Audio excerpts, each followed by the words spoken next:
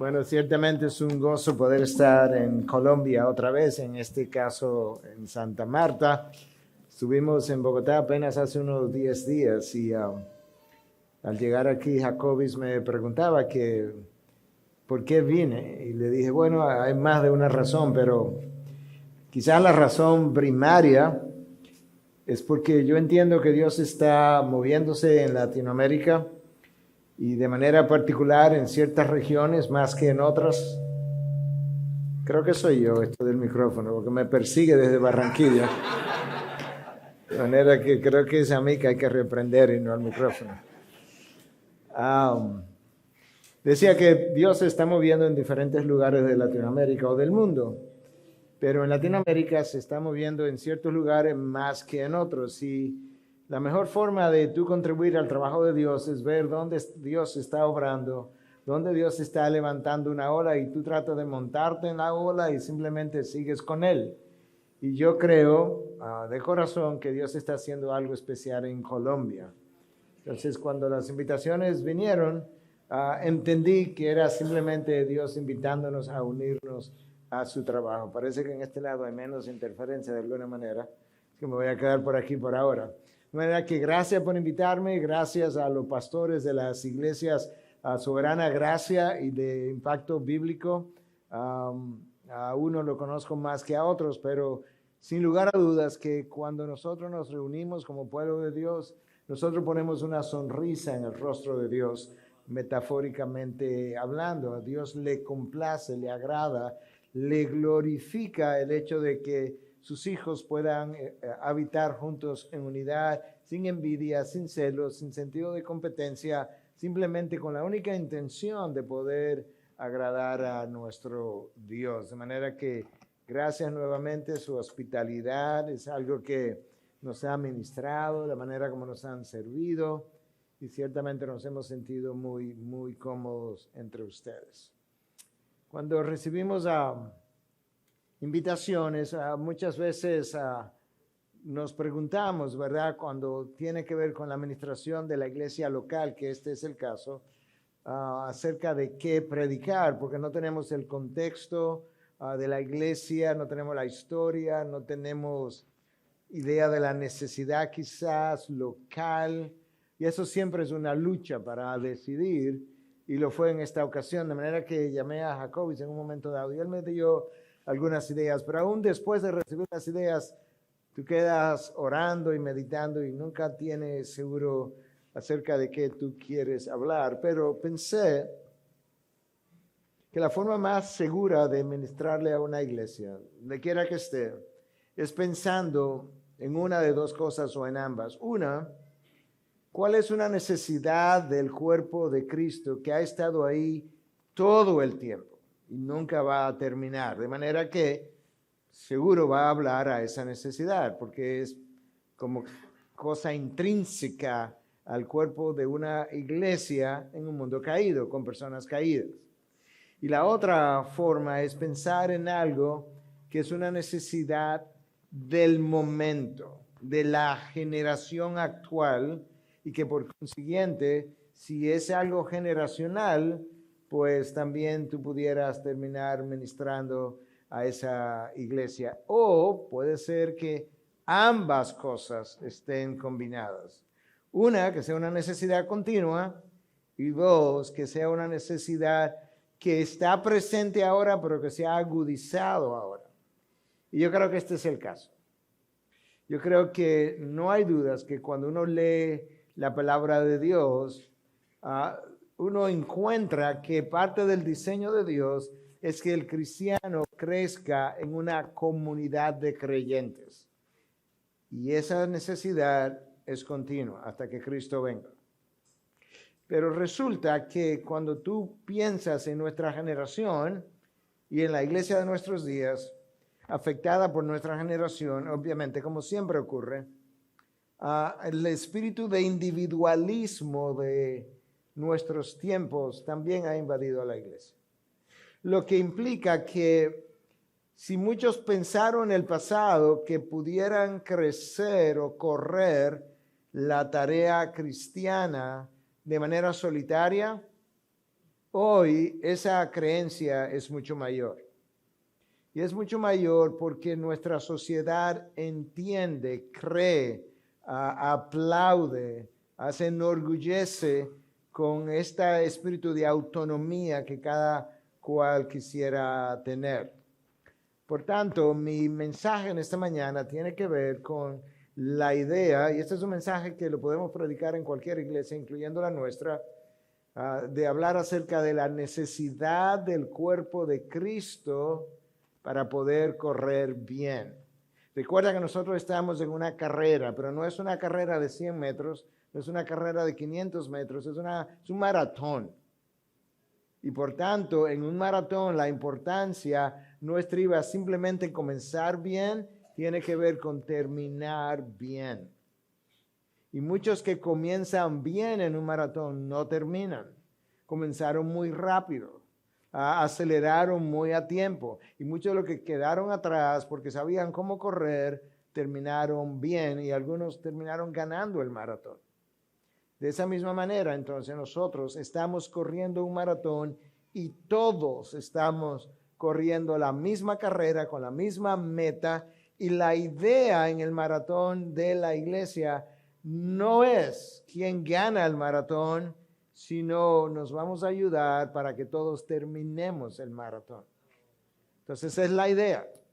Tú tienes hermanos que corren delante de ti, detrás de ti, a mano derecha, a mano izquierda, pero tu rol delante de Cristo es ayudar al que va adelante, al que va detrás, al que va a un lado, a terminar la carrera.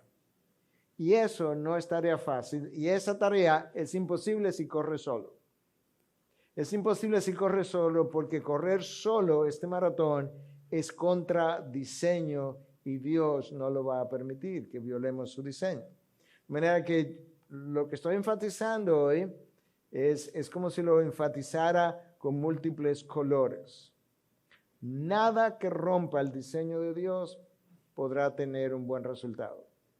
Y correr solo rompe el diseño de Dios para el miembro de una iglesia. Entonces yo voy a leer, habiendo dicho eso como introducción, yo voy a leer un versículo que está al final de Gálatas 5, y voy a continuar hacia Gálatas 6, porque en realidad ese versículo final debió haber estado en el próximo capítulo. Recuerde que la división de capítulos y versículos no la hizo Dios, no la hizo el Espíritu Santo, no, el texto original no está así, se hizo como 1000 años después. De manera que las divisiones no son infalibles, pero ciertamente el último capítulo versículo de Gálatas 5 encaja mejor con el contexto de Gálatas 6. Y con eso yo te voy a leer la palabra de Dios. Gálatas 5, su último versículo. No nos hagamos vanagloriosos, provocándonos unos a otros, envidiándonos unos a otros. Escucha lo que sigue ahora. Piensa en lo que se nos acaba de decir. No nos hagamos vanagloriosos, provocándonos unos a otros, envidiándonos unos a otros. Entonces, ¿qué hacemos, Pablo? Aquí viene. Hermanos, aun si alguien es sorprendido en alguna falta, en el peor de los casos, si alguien es sorprendido en algunos casos o en alguna falta, ustedes que son espirituales, restáurenlo en un espíritu de mansedumbre. ¿Cómo lo hago, Pablo? Mirándote a ti mismo, no sea que tú también seas tentado. ¿Y qué más? Lleven los unos la carga de los otros y cumplan así la ley de Cristo. Porque si alguien se cree que es algo, no siendo nada, se engaña a sí mismo. Pero que cada uno examine su propia obra, no a la obra del otro. Mira cómo anda el hermano, mira cómo anda esa pareja.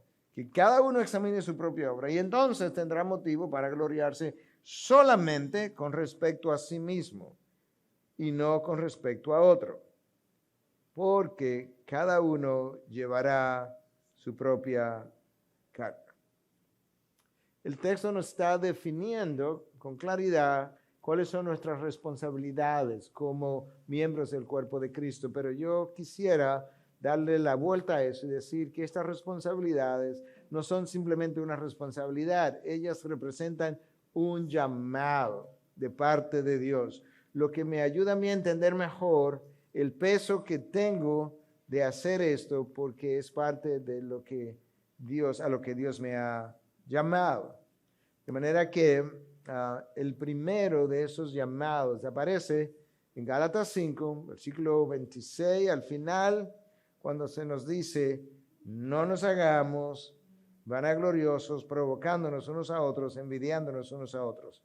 Ese es un llamado a la humildad. No nos hagamos vanagloriosos. Llamado a la humildad. A no enorgullecernos. El texto anterior tenía que ver con el fruto del Espíritu. Si tú piensas que Dios te ha llevado a desarrollar el fruto del Espíritu de una manera extraordinaria, pues mira, no te sientas orgulloso de eso. Sé humilde. Porque la presencia de esas virtudes en ti representan una gracia de Dios para contigo, un regalo de Dios en tu vida, y no es algo que tú hayas necesariamente ganado por tus méritos, aunque obviamente ofreciste tu vida para que la cultivara de esa forma. De lo contrario, nosotros vamos a terminar envidiándonos unos a otros. Dios quiere prevenir la envidia, de manera que cuando yo vea el fruto del Espíritu en otro, yo no envidie lo que ese otro tiene. Y a la vez, ese otro que sí lo tiene, cuando me vea a mí y vea que hay carencia de ese fruto del Espíritu en mí, él no se sienta orgulloso. Porque muchas veces Dios da a algunos un grado de gracia que no ha dado a otro por la razón que sea. No todo el mundo tiene la misma fe. Eso ha sido así a lo largo de la historia de la iglesia. No nos vamos a comparar con la fe del apóstol Pablo. Y de esa misma manera, en otras ocasiones, Dios le ha dado a algunos don de maestros y don de predicadores y don de pastorear. Bueno, no nos vamos a envidiar por eso. Gloria a Dios que nos ha bendecido de forma diferente. De manera que si Dios nos dio algo por gracia, sé paciente con aquel que todavía no lo tiene y no hagas alarde de tu paciencia tampoco cuando desarrolles o exhibas dicha paciencia. De manera que tenemos un llamado a la humildad. El orgullo, que sería la cara opuesta de la humildad, es corrosivo y destructivo a la comunidad de creyentes. Yo no creo que ninguna comunidad de creyentes se divida porque es demasiado humilde. Eso no ha pasado ni va a pasar. La comunidad de creyentes se dividen por su orgullo, porque preferimos ganar, o mejor dicho, preferimos perder con nuestros egos inquebrantados que ganar habiéndonos humillados. De hecho, es incongruente que personas indignas como tú y como yo terminemos enorgulleciéndonos. Personas que cuando tenemos algo tenemos que decir, como el apóstol Pablo, alguien tiene que decirnos, oye, ¿qué tú tienes que no te haya sido dado? Y si lo tienes y te fue dado, ¿por qué te enorgullece? Por otro lado, la humildad permite desarrollar la fortaleza de una comunidad de creyentes. Y cuando nosotros estamos unidos, no solamente glorificamos a Dios, sino que dejamos un testimonio para el mundo que nos observa y nos colocamos en una posición donde Dios nos puede usar. De manera que es una gracia de parte de Dios que pueda tomar personas con diferentes temperamentos, trasfondo, en este caso 2 iglesias, unirlas en una ciudad para que no solamente se conozcan, no solamente se glorifiquen, pero para que puedan dejar un testimonio para la gente de la ciudad de que hermanos que se fueron plantados en diferentes lugares puedan unirse y glorificar a un mismo Dios. Mi segundo llamado en el texto tiene que ver con restaurar al hermano que tropieza. Estamos corriendo. Entonces, uno de nuestros hermanos tropieza y se cae. No seguimos corriendo. El mejor ejemplo de cómo debe ser es algo que ocurrió en una de las Olimpiadas de personas discapacitadas. Esto es una historia real, no recuerdo la ciudad de Estados Unidos, pero sonó el tiro, era para salir corriendo y estos niños jóvenes discapacitados comenzaron a correr y de repente hay uno que se cae y el resto siguió corriendo unos 3, 4, 5, 6 metros más, pero de repente se percataron de que se había caído uno y el resto se agarró de manos, se devolvió, levantó a su compañero, continuaron de manos, siguieron corriendo hasta el final porque prefirieron terminar juntos que uno de ellos ganar la carrera. Ese es el modelo de la iglesia, para la iglesia cristiana. Todos nosotros somos discapacitados. No físicamente, pero moralmente somos discapacitados.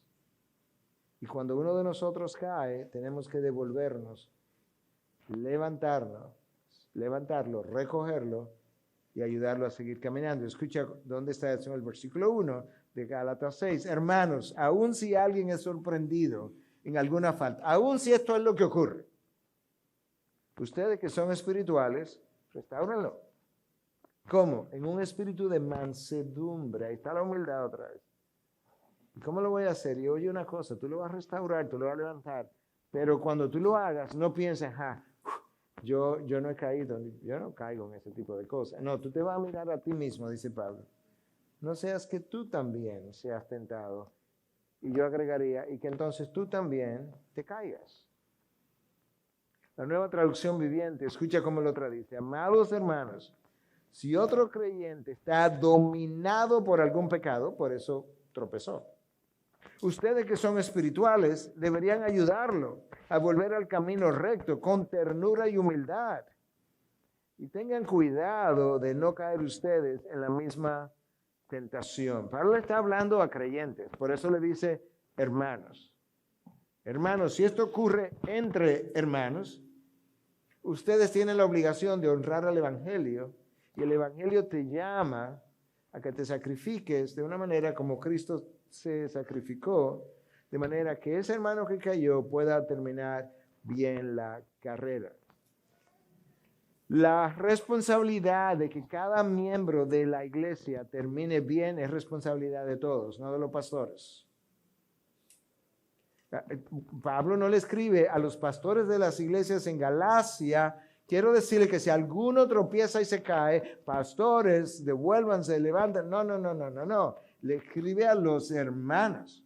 Esa es la razón por la que la disciplina de la iglesia descrita en Mateo 18 no está en un contexto pastoral, está en un contexto de comunidad. Si alguno peca, tú vas y le reprendes.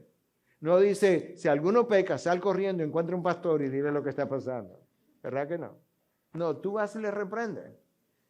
Bueno, pero que no escuchó. Bueno, tú buscas 2 o 3 testigos.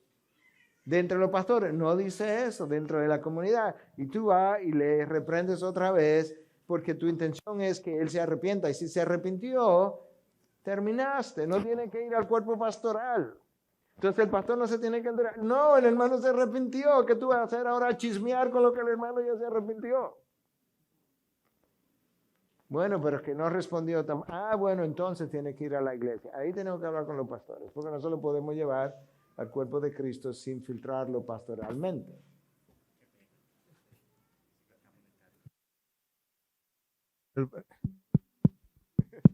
Uno, dos. ¿Mejor? ¿No mejor? Okay.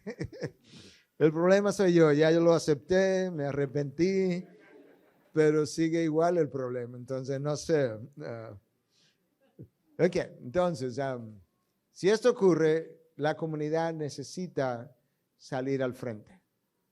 Miembros de la comunidad que están cerca de ese hermano. Entonces, ¿quiénes van a hacer eso? Cualquiera. No, el texto dice quiénes. Ustedes que son espirituales, los más maduros, los que han ido delante, los que han pasado por esto, los que tienen más experiencias, aquellos en quienes quizás el Espíritu ha obrado primero o por más tiempo. Pero eso es un trabajo de todos, no individual. ¿Y qué debemos hacer? El texto dice, restáurenlo. Ni siquiera se limita a amonéstalo, hay que hacer eso, pero el texto no se limita a eso. Dice, tú haces lo que haya que hacer para restaurarlo hasta que quede parado, hasta que esté corriendo otra vez, hasta que esté sano nuevamente. Y eso es todo un proceso. ¿Y cómo hacemos eso? El texto lo dice. Si hay algo que yo disfruto de la palabra, es que el texto me gobierna, el texto me dice de qué hablar, el texto me dice qué decir, el texto responde mis preguntas. Entonces, ¿cómo lo hago? Ahí mismo, en un espíritu de mansedumbre.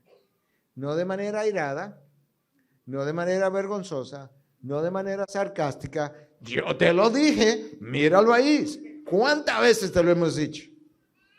No, hermano, sabes que el pecado del otro debe entristecerme y hacerme llorar. Yo no digo eso hiperbólicamente. Casi invariablemente, dije casi porque no puedo asegurarlo en todos los casos, pero cada vez que hemos disciplinado a alguien en nuestra iglesia públicamente, ahí hemos llorado con él. A veces incluyendo pastores, a veces otros miembros de la iglesia, a veces todos hemos hecho eso. No puedo olvidar nunca la vez que disciplinamos a uno de los ancianos de la iglesia. Por 2 horas la iglesia pasó adelante a abrazarlo, a expresarle el perdón, a llorar con él. Porque tu pecado es mi pecado comunitario. No es que yo pequé también, no, pero es mi pecado comunitario contigo. Y tenemos que asumirlo de esa manera. Agustín de Hipona, siglo IV o V de nuestra era, considerado por algunos el más grande teólogo de la iglesia, decía que no había mejor prueba de la espiritualidad de una persona que el trato que le daba al pecado del otro. No hay mejor prueba de cuán espiritual alguien es que ver cómo él trata el pecado del otro. ¿Tú quieres esa prueba? Cristo y la mujer encontrada en adulterio. Esta mujer fue agarrada en el mismo acto del adulterio. Es como que la encontraron en la cama, la sacaron, la arrastraron, la pusieron ahí de frente y luego entonces estaban listos para apedrearla. Cristo comienza, tú conoces la historia, Cristo comienza a escribir en el terreno. Yo no sé, nadie sabe lo que escribió. Yo me imagino, es una especulación, que Cristo estaba ahí como medio arrodillado, miraba a alguien, entendía cuál era su pecado y se lo escribía en la arena. Y entonces uno por uno se fue yendo. Yo creo que esos que se fueron yendo fueron porque vieron su pecado ahí en la arena o en la tierra. Y probablemente pensaron, déjame ir antes que me toque a mí. Al final quedó ella. Y Cristo le dice, mujer, ¿dónde están tus acusadores? Y ella le responde, Señor, todos se fueron. Y Cristo le dice, yo tampoco te acuso. Vete y no peques más. No hay mejor prueba de la espiritualidad de una persona que la manera como él trata con el pecado del otro. Comparemos la falta de misericordia de los fariseos con la gracia escandalosa de Cristo Jesús. Su gracia era escandalosa, provocaba escándalos.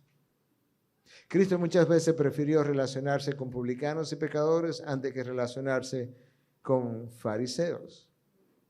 De manera que la forma que la restauración debe hacerse con mansedumbre, nunca con un aire de superioridad. Y Pablo nos dice todavía más de cómo debo hacerlo, mirándote a ti mismo, no sea que tú también seas tentado. O sea, mírate, recuerda.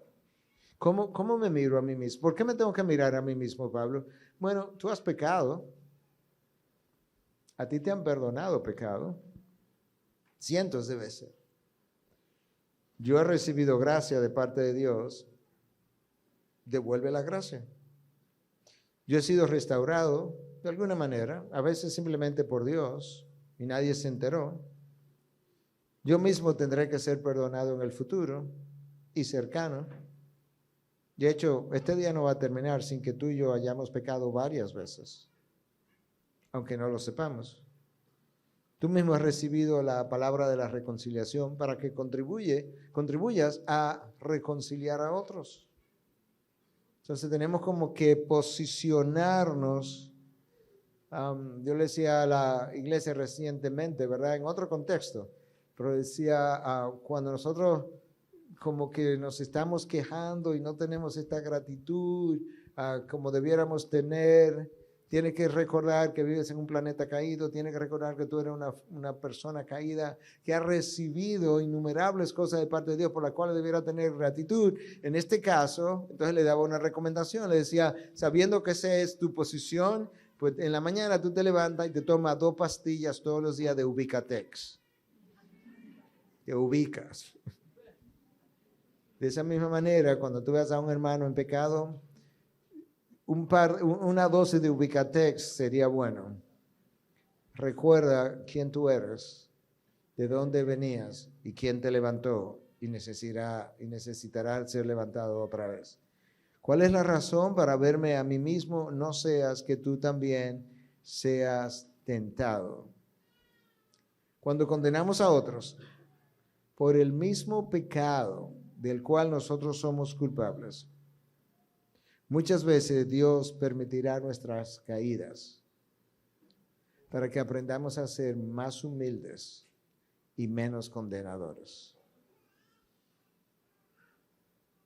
Cuando condeno a otro por el mismo pecado del cual yo soy culpable, muchas veces Dios dice, bueno, como no has aprendido la lección, tendré que dejarte caer para que veas, aprendas a ser más humilde y menos condenador.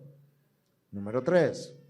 En ese texto, yo tengo un llamado a ayudarnos mutuamente para aligerar la carga de los otros. Escúchalo en el versículo 2. Lleven los unos la carga de los otros y cumplan así la ley de Cristo. La premisa aquí es que cada uno de nosotros tiene una carga.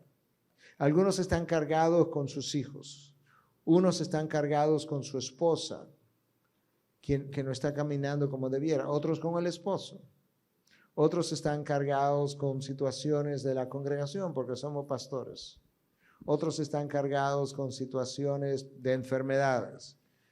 Y nosotros tenemos un llamado a llevar los unos la carga de los otros.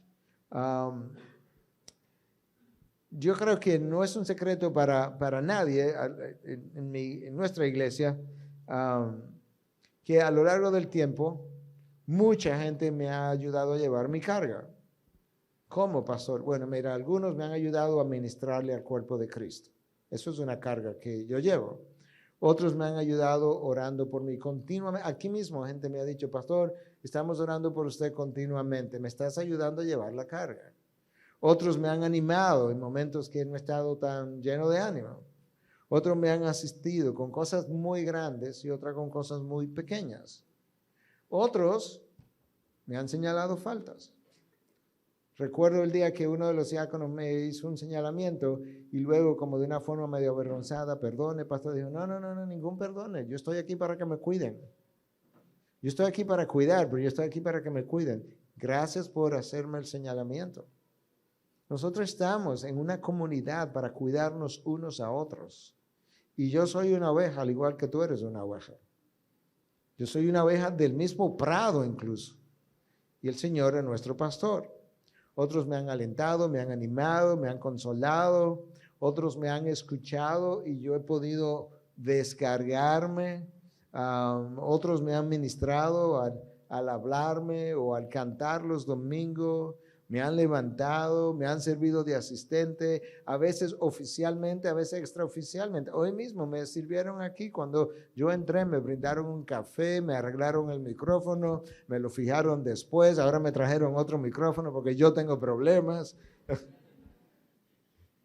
Otros han visto mis lágrimas y han llorado conmigo.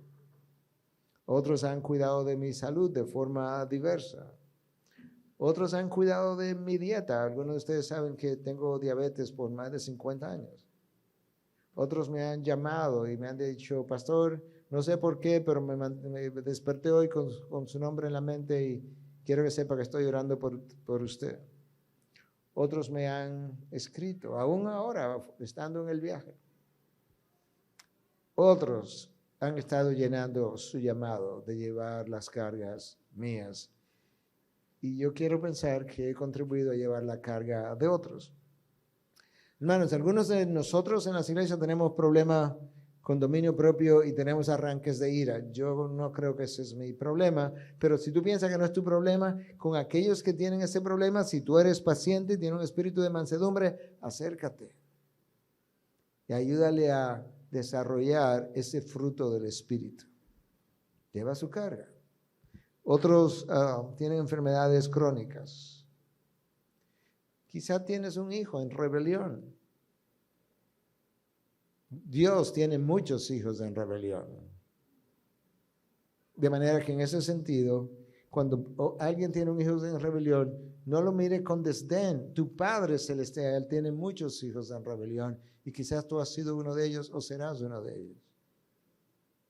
Entonces, ¿qué tienes que hacer? Lo mismo que tu Padre Celestial hace con sus hijos en rebelión. Tú no lo abandonas, tú caminas con Él, tú oras con Él, tú oras por Él, tú te dueles con Él. Otros han perdido seres queridos, muy cercanos, y quizás no hace mucho tiempo, y necesitan de la presencia de alguien que le alivie su soledad. Otros tienen problemas de orgullo, y necesitan a alguno de ustedes de carácter humilde para que ellos puedan ver cómo puede lucir una persona que no es orgullosa y que por tanto no es como él o como ella, y que pueda aprender de su forma de ser. Otros tienen pecados pasados y cargan con ellos. Y no saben cómo deshacerse de esa culpa, a pesar de que ya han entendido que Cristo pagó por ellos, derramó sangre. En una ocasión tuvimos en la iglesia a alguien de un trasfondo extremadamente disfuncional, extremadamente impío, por así decirlo, y nos confesó que había tenido 12 abortos. No uno, no dos, no 8, 12. Y tenía un tremendo cargo de conciencia.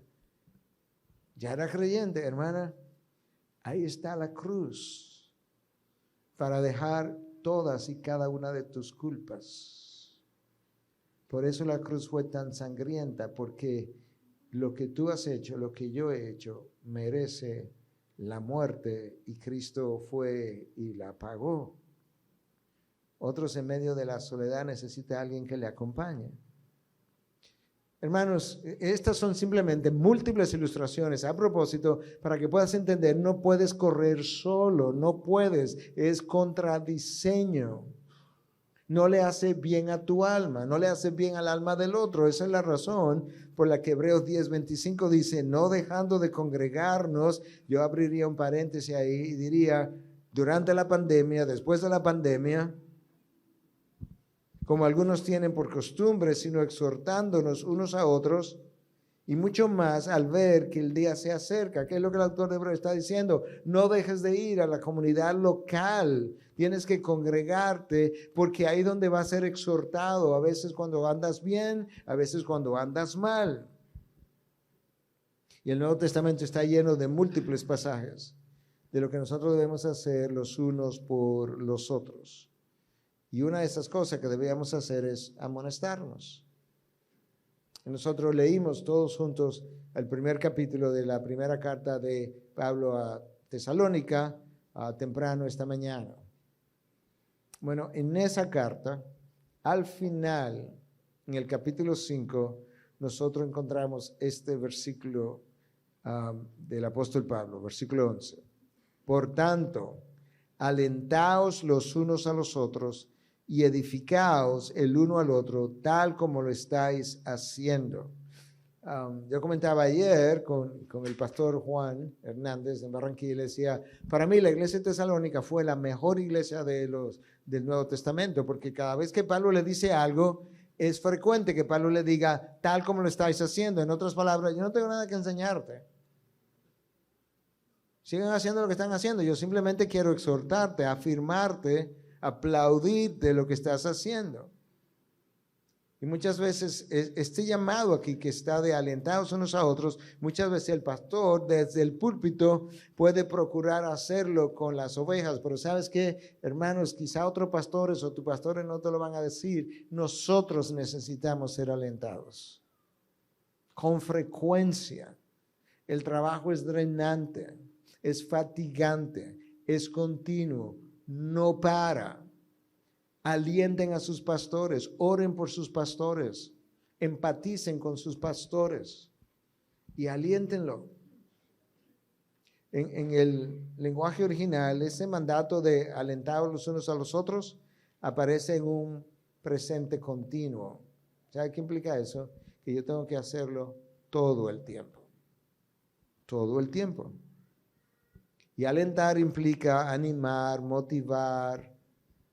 Yo te puedo confesar que yo mismo he tenido que aprender a hacer esto, porque de manera natural, cuando tú vas caminando y vas corriendo rápido, y los hermanos, ¿verdad? Están como a tu lado. Si van caminando bien, tú asumes, no, pero están bien, están haciendo las cosas bien. No, el que lo está haciendo bien, tengo que alentarlo también. Tengo que decirle gracias por hacer esto bien hecho. Qué buena predicación, qué buena enseñanza. Ministraste a mi vida. A la gente que canta en nuestra iglesia con frecuencia, no le digo que bien cantaste, no le digo que bien sonaste, todo eso puede ser cierto, pero voy y le digo gracias por ministrar a mi alma. Porque todo el mundo tiende a venir al pastor a decirle cómo le llegó, cómo le habló, pero se olvidan que el pastor no es el único que ministra. Y cuando ministran a tu alma, y eso es parte de la labor de exhortación. ¿Tú sabes qué quiere Satanás continuamente? Desanimarte, desmotivarte. No te unas a su esfuerzo. Tiene que ser como la fuerza opuesta. ¿Y cómo lo hace? Animando a tu hermano, motivando a tu hermano. Cuando una oveja del rebaño está débil, los fuertes en el Señor le levantan. Hoy quizás tú estás en necesidad de ayuda y necesitas mi ayuda. Quizás mañana yo necesite tu ayuda. Pero si tenemos ese entendimiento, me voy a atrever más a decírtelo. Porque si el entendimiento es, no, el que está débil está mal. El que está fuerte es el único que está bien. Si ese es el entendimiento, no me voy a atrever cuando estoy débil. Pero si de antemano asumo que eso va a ocurrir todo el tiempo, hermanos que están fuertes y otros que están débiles, entonces voy a entender mi responsabilidad es tratar, entre otras, de determinar quién no está bien para yo ayudarlo a que sea restaurado. La idea es esta. Recuerda lo que el texto que te leí dice, que hagamos esto para cumplir la ley de Cristo. ¿Cuál es la ley de Cristo? Bueno, hay diferentes ideas en el mundo de la teología, pero creo que la mayoría de la gente ortodoxa entiende que la ley de Cristo es aquello que Cristo dijo cuando resumió toda la ley y los profetas en 2 mandamientos. Tú amas a Dios y tú amas a tu prójimo como a ti mismo. Que es la ley de Cristo. Por tanto, cuando Pablo me dice que debemos restaurar al hermano, fortalecer al débil, levantar al caído en estos textos que estamos revisando para cumplir la ley de Cristo, lo que me está diciendo es, cumple el 2º mandamiento de la ley de Cristo, ama a tu prójimo como a ti mismo. Satanás tiene una enorme fortaleza, tiene un arsenal enorme y variado de armas, de cómo desanimarme, hacerme tropezar. Nosotros necesitamos entonces hacerle la oposición unidos. En los tiempos de Pablo, algunas de las iglesias se tomaron eso muy en serio, eso que yo acabo de decir. Y Tesalónica fue una de ellas. Escucha lo que Pablo le recuerda a esta iglesia. Por tanto, alentaos los unos a los otros y edificaos el uno al otro tal como lo estáis haciendo. Eso fue lo que leí, versículo 11. No pase por alto el tal como lo estáis haciendo. En otras palabras, tú vas bien, tú has entendido, tú estás llenando este mandamiento de la ley de Cristo. Esa iglesia fue un modelo. Esa es una iglesia que obedeció. Esta es una iglesia que Pablo dice en otra carta que ella llegó a ofrendar de su profunda pobreza y mucho más allá de sus posibilidades, sin que le prometieran que le devolvieran. Ellos no estaban sembrando, porque no hay tal cosa. Ellos estaban simplemente dando de su generosidad. Escucha el texto de 1 Tesalónica 5:14, porque esta es una iglesia que Pablo dice que está haciendo bien lo que él quería que hicieran. Entonces, pero él no deja pasar la oportunidad para decirle, pero te voy a recordar algunas cosas. Versículo 14. Les exhortamos, hermanos, a que amonesten a los indisciplinados, animen a los desalentados, sostengan a los débiles. Escucha ahora. Y sean pacientes con todos. O sea, con los indisciplinados también, Pablo. Bueno, ¿cuál parte de todo no entendemos? Te exhorto a que amonestes a los indisciplinados. Cuando tú amonestas al indisciplinado, es un acto de amor. Le está diciendo, oye, estás mal, tienes que arrepentirte, vuelve al camino, evitas consecuencias. Entonces tú a los indisciplinados, tú le exhortas. Eso es tan amoroso como cuando tú fortaleces al débil, literalmente hablando. A los indisciplinados tú los reprendes. A los desalentados, no lo voy a amonestar, tan desalentados, ¿qué voy a hacer? Tú los animas. Dice, hermano, yo he estado ahí, si has estado. Hermano, tú mañana puedes estar mejor. Vamos a estar aquí para ti. A los débiles, tú los sostienes. Sostener a los débiles es una tarea tan noble como amonestar a los indisciplinados. Está en el mismo verso, literalmente hablando, y forman parte del todos de que Pablo habla. Y sé paciente con todos. ¿Por qué, pastor? Porque el Señor está siendo muy paciente contigo y conmigo. ¿Te imaginas que el Señor publicara todos los días en Twitter o en Facebook tus pecados que nadie ve, las cosas que tú piensas, las cosas que tú deseas, la gente que tú odias, la gente con la que tú no te juntas, las veces que has criticado en tu mente, que has condenado en tu mente? Lleven los unos la carga de los otros y cumplan así la ley de Cristo. Gálatas 6:2. Yo no sé si tú has prestado atención, pero la mayoría de los mandatos en el Nuevo Testamento, la enorme mayoría, 99%, quizá punto no sé cuántos, no son para los pastores, sino para todos. Hay varios, contados, escasos y breves pasajes de pastores, líderes, el resto es para todos. Y aquí lo vemos una vez más. Cuando ese hermano del cuerpo de Cristo lo ha hecho con otro hermano, la iglesia lo ha hecho. Ayer dábamos testimonio, Joselo por un lado, yo por otro lado, que gente ha estado de nuestra iglesia, ha estado interna, y cuando 5 hermanos han ido, 6, 7, 8, 3, dependiendo del caso, y nosotros no hemos podido ir, ese hermano ha sido enseñado de que la iglesia fue. Las iglesias no tienen un visitador oficial. El pastor no es el visitador oficial de la iglesia. Yo no sé si usted ha leído bien la palabra. El pastor no es el confrontador oficial de la iglesia. Si alguno peca, ve y repréndelo. La comunidad, es un trabajo de la comunidad. No estamos mejor porque le hemos dejado mucho del trabajo al cuerpo pastoral solamente. No. Esto es un trabajo de todos para que todos podamos llenar la ley de Cristo. Y tu amor por el hermano implica que tú vas a velar por él, por su bienestar espiritual, físico y emocional.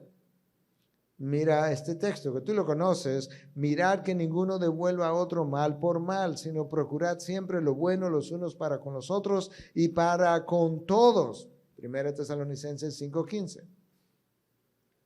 Uno de los académicos del Nuevo Testamento, Leon Morris, dice en su comentario sobre este versículo que este texto hace la recomendación de que hagamos esto que estamos hablando, de alentarnos unos a otros, de procurar el bien de unos a otros, de no devolver a nadie mal por mal, o mal con mal, por así decirlo, sino que devolvamos mal con bien, y eso es lo que Leon Morris dice, que eso aparece en el contexto de situaciones hostiles.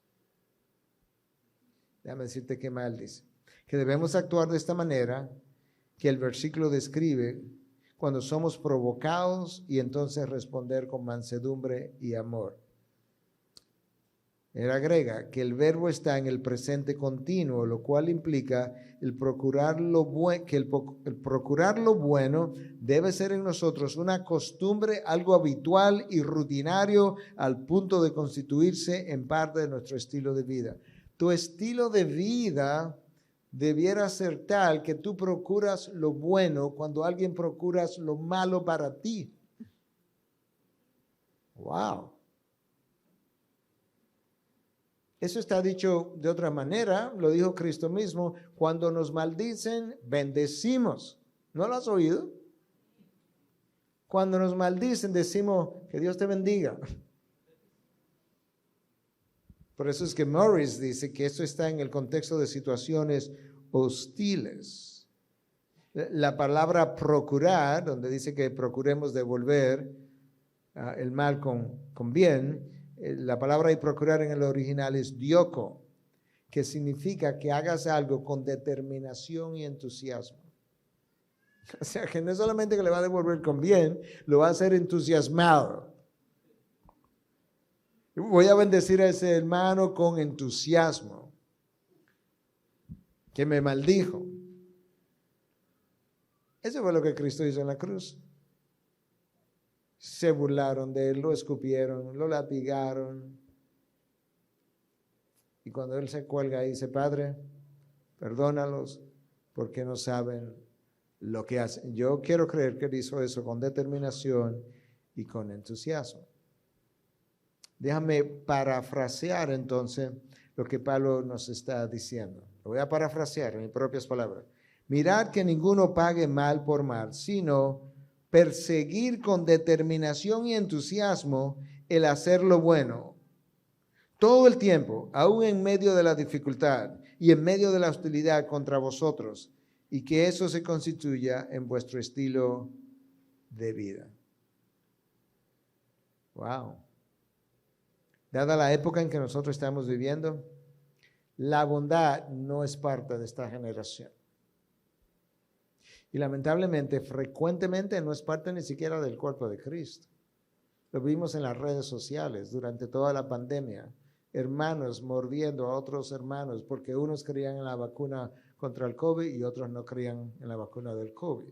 Porque unos se ponían mascarillas, querían que todo el mundo se la pusieran y otros no querían mascarilla y no querían que nadie se la pusiera. Es en esos mandamientos en lo que nos habla de que tenemos que hacer lo que tenemos que hacer unos con otros. Ahora, no solamente yo quería llamar la atención de qué cosas tenemos que hacer unos con otros, sino que quería como enfatizar qué cosas hacemos que la palabra, que tú no encuentras nunca en la palabra como un mandato. Te voy a decir algunas. Tú nunca encuentras en la palabra, juzgaos los unos a los otros. Criticaos los unos a los otros. Celar y envidiar los unos a los otros. Competir unos con otros. Sobresalir los unos sobre los otros. Recordar las ofensas de los unos y los otros. Llevar el récord de las malas acciones de los unos y los otros. Chismear los unos de los otros. Prejuiciaos los unos contra los otros. Airaos los unos contra los otros. Pregunta. Alguien que no haya hecho ninguna de esas cosas, que levante la mano. Que no haya hecho 2, 3, 4, 5 de esas cosas, que levante la mano. Eso no estaba en la palabra.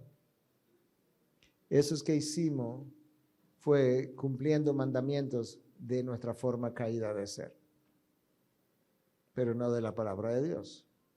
Y yo creo que nosotros necesitamos entender una y otra vez esas cosas. Finalmente, una de las actitudes más importantes es el llamado a servirnos los unos a los otros, independientemente de la posición o circunstancias. En ocasiones yo me he sentado con hermanos de nuestra iglesia y le hemos dicho, mira hermano, y de nuestro equipo en ocasiones, queremos hablar un poquito. Tú sabes que tienes un problema, pero tu problema no es general. Tienes un problema cuando lidias con personas que están debajo de ti. Porque cuando estamos por encima de ti, tú no tienes ese problema. Tú no exhibes ese problema. Lo que implica que tú sabes con quién lo hace, cómo lo hace y por qué lo hace. Por tanto, si puedes controlarte de ti para arriba, puedes controlarte de ti para abajo. Porque tú no debes darme a mí como pastor un respeto que no les da a los que están por debajo de ti.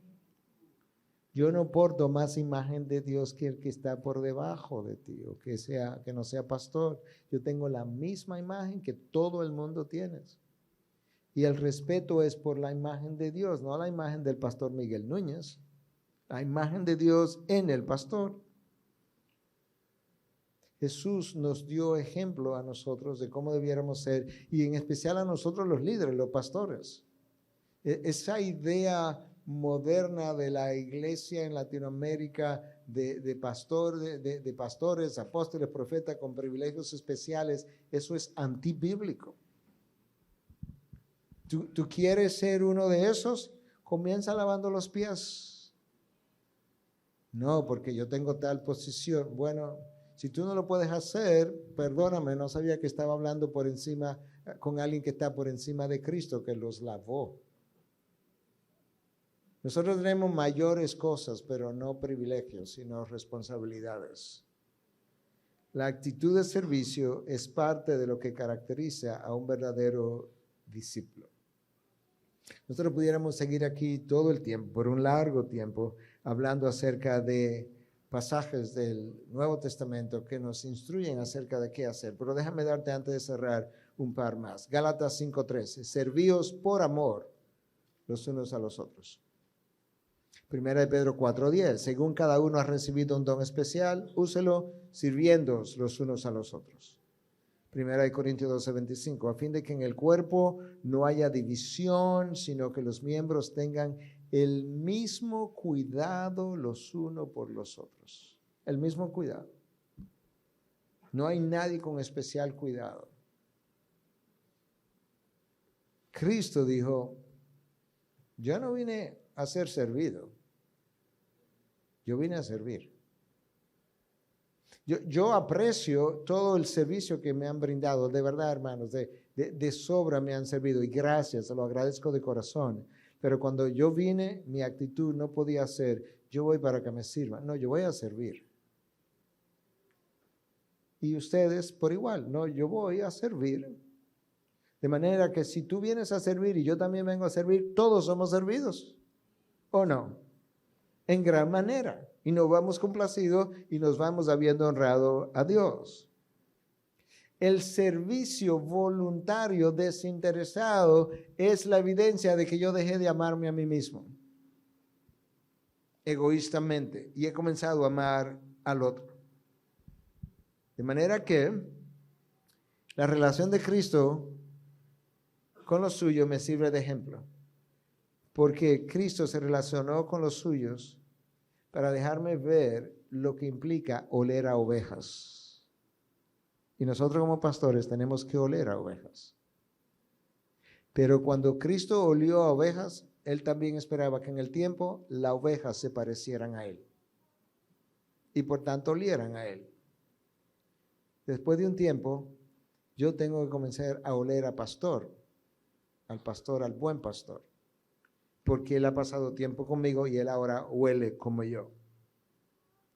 Y el servicio desinteresado es una de las metas a la que debe aspirar una iglesia.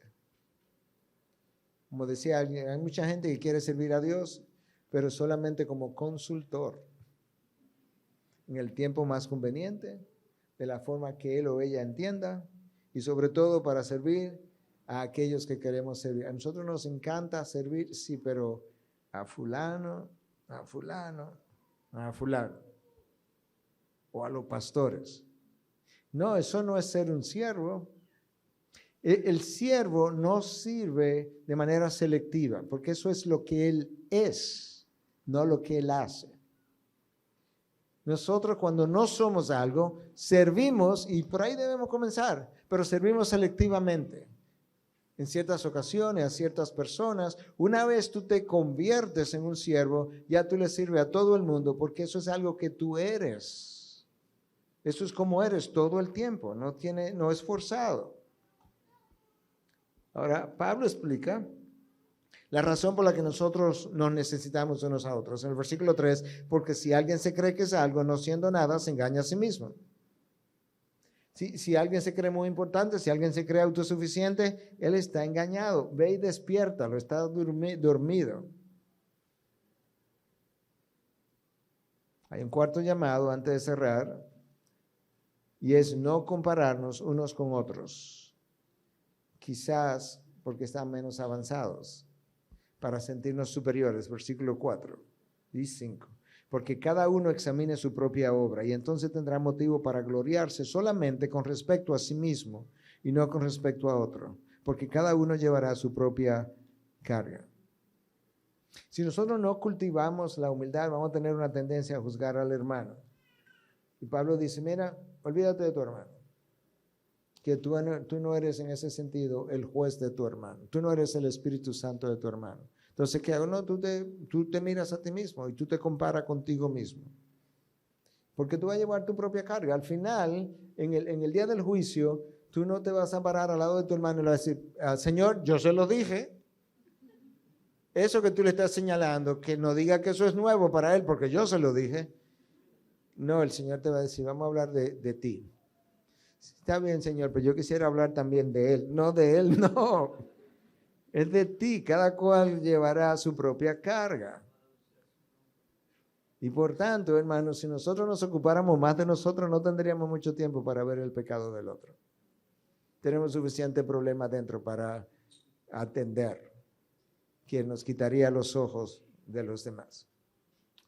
Déjame decirte con esta historia, déjame contarte una historia.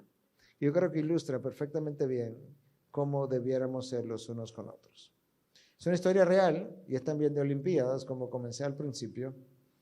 En 1992, un corredor de nombre Derek estaba en el apogeo de su carrera como corredor.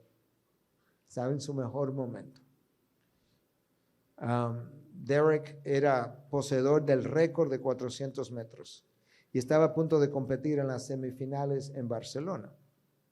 Incluso tenía a su padre en las gradas para animarlo. Su padre fue para animarlo a estar ahí. Pero una vez que él comenzó a correr, Derek se desgarró el tendón, que en inglés llaman el hamstring, tendón de la corva, entiendo yo que es la traducción. Y él sintió un estallido en el muslo, con un dolor intenso. El tendón se había roto y lo tumbó al piso. A pesar del dolor insoportable, Derek trataba o estaba decidido a terminar la carrera, como tú y yo debiéramos estar decididos a terminar la carrera cristiana. A terminar la carrera, a pesar de que los médicos y oficiales ya estaban en la pista tratando de que se detuviera. Todos los demás corredores habían cruzado la línea de la meta. Ya se acabó la carrera. Pero Derek sintió a alguien más a su lado. No se dio cuenta al principio quién era. Tú puedes buscar este video en el internet, que está en internet. 2 minutos. Todos los demás corredores habían cruzado la línea. Derek sintió en ese momento que alguien estaba a su lado. Fue entonces cuando giró para darse cuenta de que su padre había corrido hacia la pista cuando vio a su hijo caer al suelo. Derek le dijo a su padre que necesitaba terminar la carrera, por lo que su padre abrazó a Derek y juntos comenzaron a caminar hacia la línea de la meta. El público se puso de pie, hubo una ovación de todo el público cuando vio que el padre se aferró a su hijo. Ese momento conmovedor ha sido visto en todo el mundo y aún sigue siendo una inspiración. Tú puedes poner su nombre, Derek, maratón en Barcelona. Te va a salir. Hermanos, cuando tu hermano se caiga, no si se cae, cuando se caiga, no te quedes en las gradas. Oh, míralo, mira lo que le pasó. Se lo dijimos. No, tú sales corriendo. Te le pones al lado a tu hermano y lo levantas.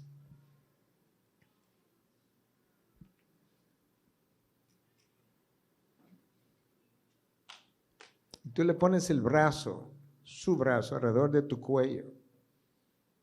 Y tú le pones tu brazo alrededor de su cuello. Y tú le dices, hermano, vamos a terminar. Tú no vas a terminar solo. Yo termino contigo. Esa es la única manera como tú puedes imitar lo que Cristo hace contigo también. Porque aunque Él no te pone el brazo, el espíritu que mora en ti, cuando te has caído, te levanta y sigue corriendo contigo. Y te dice, no vas a terminar solo, porque yo estoy contigo. Porque yo soy el consolador. Porque yo soy tu ayuda idónea. Porque yo vivo dentro de ti justamente para ayudarte a terminar la carrera. Levántate. Que Cristo no murió en la cruz para que comenzara la carrera. Cristo murió en la cruz para que termines la carrera. Sigue corriendo. Ayuda a tu hermano.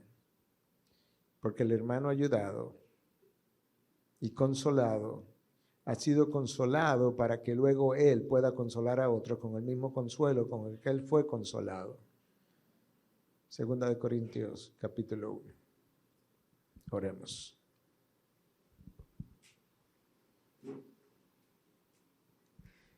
Padre, gracias. Gracias porque tú no nos pides que hagamos algo que tú no hayas hecho primero y eso es lo que leemos en el Antiguo Testamento cuando tú te refieres a tu pueblo Israel y cuando tú dices del pueblo en todas sus aflicciones yo también estuve afligido. Cuando ellos estuvieron dolidos, yo también. Y ahora tú nos pides que te imitemos. Tú nos pides que en todas las aflicciones de mi hermano yo me aflija con él. De tal forma que nosotros podamos reflejar que no somos individuos autónomos corriendo una carrera, somos individuos que forman parte de una comunidad que ha sido lavada con sangre, comprada con sangre, y que tiene el propósito de glorificar a quien le compró, y ese que le compró, nos compró individualmente para que termináramos la carrera y no simplemente para que la comenzáramos. Te pedimos perdón cuando no hemos sido de esa manera, todos nosotros. Te damos gracias por tu perdón y te decimos, ayúdanos para que no tengamos que volverlo a hacer otra vez. Que podamos lucir mucho mejor mañana de lo que lucimos hoy. En Cristo Jesús. Amén.